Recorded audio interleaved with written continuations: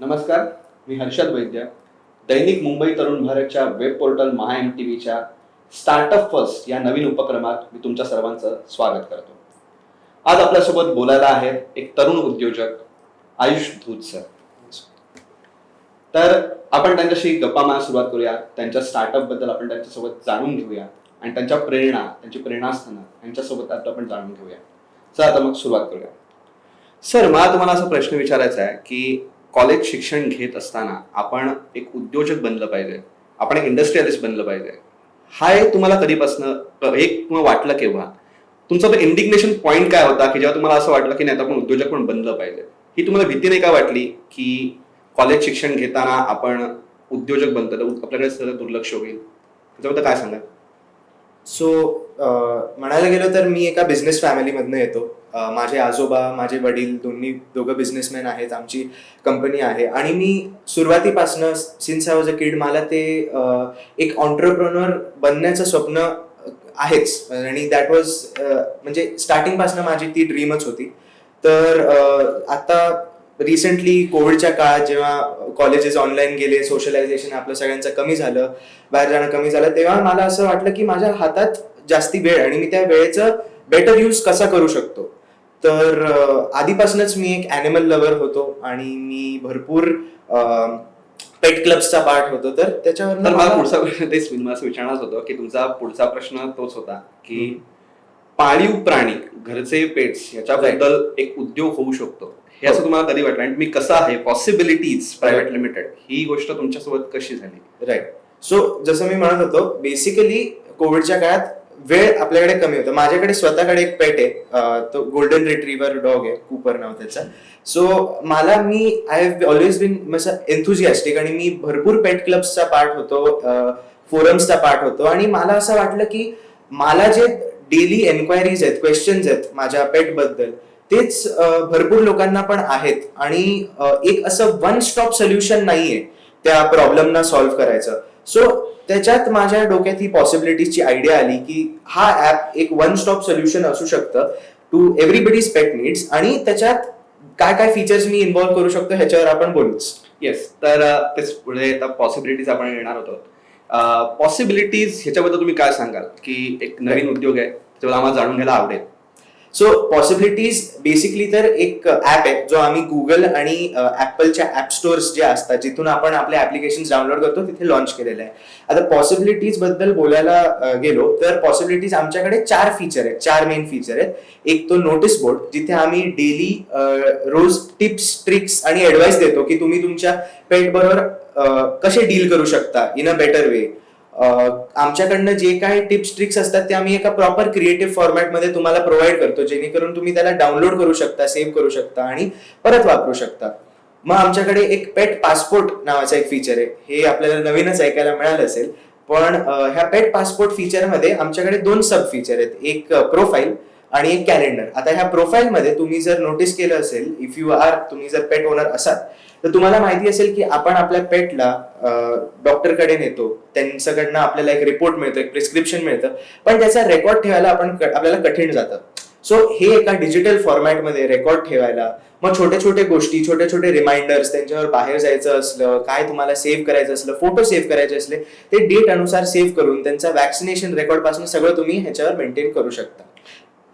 तर माझा पुढे प्रश्न असा आहे की आपल्याकडे साधारणतः आपल्या सगळ्या कुटुंबांमध्ये अशी एक भावना असते की जर समजा आपण उद्योजक बनण्याची संकल्पना आपल्या घरच्यांसमोर मांडली तर पहिले त्यांचं सगळ्यांचं म्हणणं असं असतं की पहिले उद्योग नोकरी कर, सेटल हो आणि मग नंतर सगळ्या गोष्टी कर. तर तुम्हाला ही अडचण कशा पद्धतीने म्हणजे तुमच्या घरी तर तुम्ही सगळे बिझनेस फॅमिलीमधनच आहात, तर तुम्हाला ही अडचण जाणवली का? तर जाणवली असेल तर कशी, किंवा जाणवली नाही तर ह्याचं कारण काय? सो ह्याला ऍक्च्युली मला तुम्ही म्हटलं तसं हे जाणवलं नाही, कारण माझी फॅमिली एकदम सपोर्टिव्ह होती ह्याबद्दल. कारण मी जसं आधी बोललो, एका बिझनेस बॅकग्राऊंड मधनं आम्ही येतो. माझे आजोबा पण त्यांनी जो बिझनेस सुरू केला तो आमचा अजून चालू आहे. माझे वडील त्याच्यात इन्व्हॉल्व्ह झाले. सो सगळ्यांना ती एक काय म्हणता येईल ऑन्टरप्रेन्योरशिपची एक जाणीव आहे आणि एव्हरीबडी हॅज, त्यांना नेहमीच एक असं कधी वाटलं नाही की this is something different from a job. हे आपण जे कन्सिडर करतो की हे वेगळे दोन गोष्टी आहेत, ह्याच्यात काही होऊच नाही शकणार, हे मला वाटतं जरा एक बायस्ड सॉर्ट ऑफ लुक आहे. तर ऑन्टरप्रेन्योर्स पण आता बडिंग एवढे स्टार्टअप्स आहेत इंडियामध्ये, आणि दिस इज हाऊ आय थिंक की मला तरी त्याच्यात काही प्रॉब्लेम फेस नाही झाला. ओके, नाही खरंच खूप चांगली गोष्ट आहे ही, कारण हे प्रत्येकाच्या म्हणजे स्टार्टअप्सच्या संदर्भात ही गोष्ट घडली पाहिजे. येस, घरच्यांनी हे समजून घेतलं पाहिजे, हेच डेफिनेटली दिसतं. डेफिनेटली. तर मुळातच एक गोष्ट आहे की तुमचा स्टार्टअप पाळीव प्राण्यांबद्दल आहे. हो. तर एका छोट्या गोष्टीमधनं सुद्धा आपण उद्योग तयार करू शकतो. तर हे तुम्ही आता तुमच्यासारखे आता ह्या जनरेशनचे कितीतरी उद्योजक असे असतील राईट. की त्यांना असे छोटे छोटे उद्योग सुरू करायचे असते, पण हो. ध्येय मिळत नसते, आयडियाज मिळत नसते. हो. तर प्रत्येक गोष्टीमध्ये उद्योग दडलेला असतो. हे कसं ओळखायचं, तुम्ही कसं ओळखलं, आणि मी तर तुम्ही ह्याच्याबद्दल आहातच, हे तुम्ही काय सांगाल, हे कसं ओळखायचं असतं? सो बेसिकली कसं आहे, फर्स्ट थिंग मी जे म्हणेन की तुमच्या थॉट्स मध्ये क्लॅरिटी हवी. म्हणजेच तुम्ही कुठल्या दृष्टीने एक पर्टिक्युलर गोष्ट बघता हे फार महत्वाचं आहे. आता माझ्याकडे म्हणजे ऑलरेडी ऑनलाईन हे फोरम्स वगैरे एक्झिस्ट होत होते, पण त्याच्यात काय प्रॉब्लेम आहे, काय शॉर्टेज आहे, कुठे आपण त्याला बेटर करू शकतो, ही इनोव्हेशनची जी हे असते ना आतून जे येते ते इनोव्हेटिव्ह असायला हवं. आपल्याला नेहमी एका गोष्टीला एकदम बघून त्याच्यात हे बघायला पाहिजे की त्याच्यात कुठे आपण त्याला बेटर करू शकतो, कुठे इनोव्हेटिव्ह करू शकतो, आणि त्यातनं बऱ्याच वेळी एक नवीन सॉर्ट ऑफ तुमचा प्रॉडक्ट, तुमची आयडिया, तुमचं ब्रेन स्टॉर्मिंगमुळे एक नवीन हे फॉर्म होतं. सो तिथून तुम्ही क्लॅरिटी ठेवली आणि दर एका गोष्टीला बघितलं की कुठे मी इनोव्हेटिव्ह प्रकारे त्याला एक काहीतरी आयडिया काढू शकतो बाहेर. सो ते एक that is the way to look at it. Okay, so एक थोडा छोटासा प्रश्न तुम्हाला विचारतो. Yes.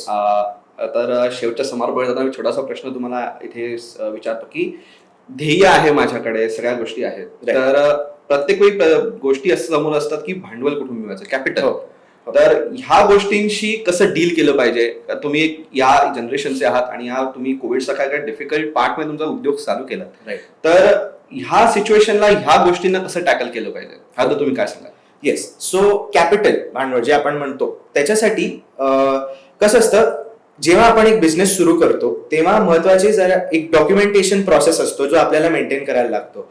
आता माझा जो बिझनेस आहे तो माझ्या फॅमिलीनी फंड केला, पण असं नाही की मी बोललो आणि आमची फॅमिली आहे म्हणून फंड झाला. त्याच्या मागे एक रिसर्च असतो, एक डॉक्युमेंटेशन प्रोसेस असतो जो दर एका ऑन्टरप्रेन्योरला करावा लागतो. There is a project report document असतं, त्यानंतर एक मिशन आणि विजन स्टेटमेंट डॉक्युमेंट असतं, एक प्रोजेक्शनचं डॉक्युमेंट असतं, तुमचं स्वॉट अनालिसिस असतं, फेलियर मोड डॉक्युमेंट असतं, बऱ्याच गोष्टी असतात.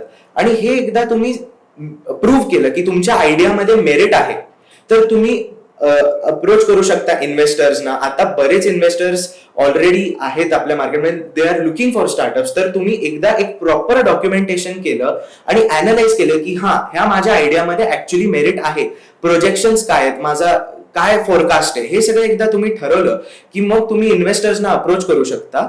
आणि मग नाव दॅट वी नो की त्याच्यात मेरिट आहे, मग तुम्हाला डेफिनेटली कॅपिटलची काही प्रॉब्लेम म्हणजे कमी होईल, किंवा that is the way to look at it. तर ही खरंच खूप महत्वाची गोष्ट तुम्ही सांगितली, आणि या महत्वाच्या गोष्टीनेच आपण आता आपल्या गोष्टी समारोप करूया. तर सर, तुम्ही इथे आलात त्याबद्दल तुमचे खरंच खूप धन्यवाद. आणि आपल्या या नवीन एका हटके प्रोजेक्ट बद्दल तुम्ही आम्हाला सांगितलं, हटके स्टार्टअप बद्दल सांगितलं, आणि असेच नवीन स्टार्टअप्स अशा छोट्या छोट्या गोष्टींमधूनच उभे राहतील अशी आपण आशा करूया. आणि तुम्ही आलात तर तुमचे खूप खूप धन्यवाद. हा जो इनिशिएटिव्ह आहे दैनिक तरुण भारतचा, हा खूप चांगला इनिशिएटिव्ह आहे, कारण की ह्याच्यामधनं माझ्या जनरेशनचे जे ऑन्टरप्रेन्योर्स आहेत त्यांना एक सॉर्ट ऑफ इन्स्पिरेशन मिळेल, त्यांना कळेल की this is the way forward, हे आपण करू शकतो. आणि हे इन्स्पिरेशन, मोटिवेशन जेव्हा एका व्यक्तीला किंवा बडिंग ऑन्टरप्रेन्योरला पोहोचतं, that is I think the best you can do. आणि व्हेरी वेल डन.